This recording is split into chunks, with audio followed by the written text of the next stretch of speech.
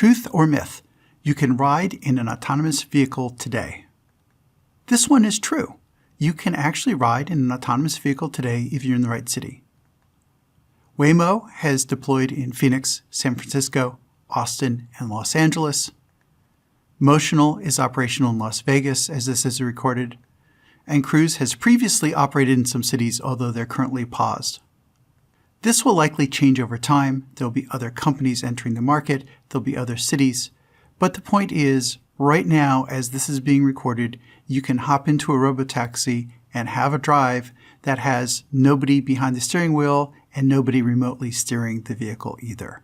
So this is a real technology in pilot and testing deployment on public roads.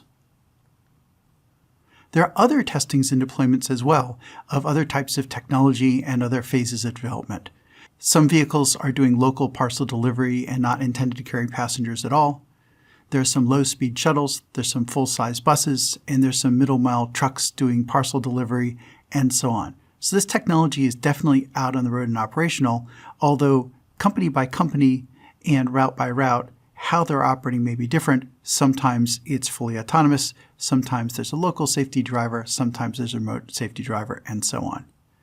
The driver-out operations will vary over time. It depends on the company, depends on the operational concept. Not as much is known about what's going on with Chinese robotaxis, but the best available information, at least in English, is that the policy seemed to be for continuous remote safety supervision, at least for now. Remote operations have recently come to the fore as a consideration that previously had been overlooked. This happened when Cruise confirmed that its robotaxis relied on human assistance every 4 or 5 miles. Now, as it turns out, that headline isn't quite accurate. The details were that a robotaxi would ask for human help every 4 or 5 miles, but sometimes it would resolve the situation before the human help even had time to respond and solve the problem on its own. So it is not the case that humans are taking over the steering wheel every 4 or 5 miles. Because these remote assistance help requests were said to be for high-level guidance. Gee, what should I do? Not someone grabbing a remote steering wheel. Both Cruise and Waymo say they don't operate that way. And that's a good thing because remote steering is actually quite challenging. But remote operators play a part. And the question is that okay or not okay? How does that affect safety? Remote operators could have different roles. There could be someone doing remote driving, and some companies are trying to do this. That can have significant issues that if the driving commands are delayed or there's a sudden communication loss, what happens when the car is moving along and you lose the remote human driver or the human driver can't react in time. There can be a remote safety operator, someone who has a figurative big red button that can stop operations but is not responsible for steering.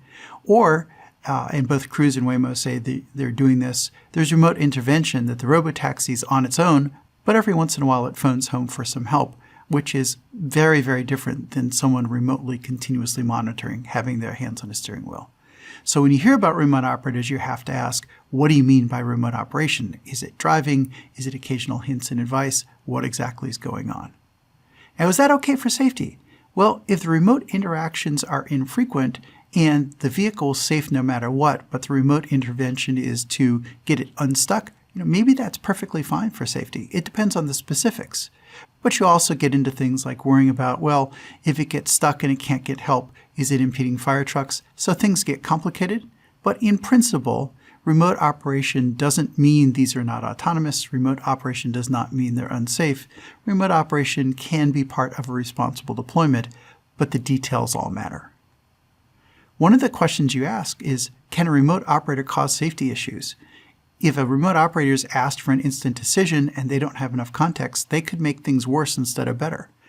Nobody will be perfect. So the question is, how often is this going to happen? Hopefully it's a very low fraction of times.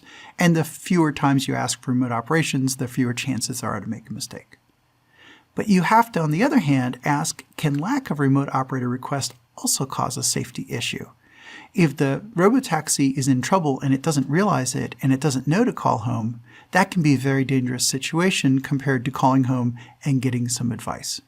So the role of remote operators is complicated. It's not that well understood outside the industry. The industry doesn't talk about it much, but it's going to turn out to be important for long-term viability of deployments and for safety. There are a lot of open questions here, and we're going to have to see how this plays out. Wrapping up, autonomous pilot deployments are already on public roads. Public road testing continues. If you want to take a ride in a robotaxi and you go to the right city and use the right company, you can definitely get a ride in an autonomous robotaxi today.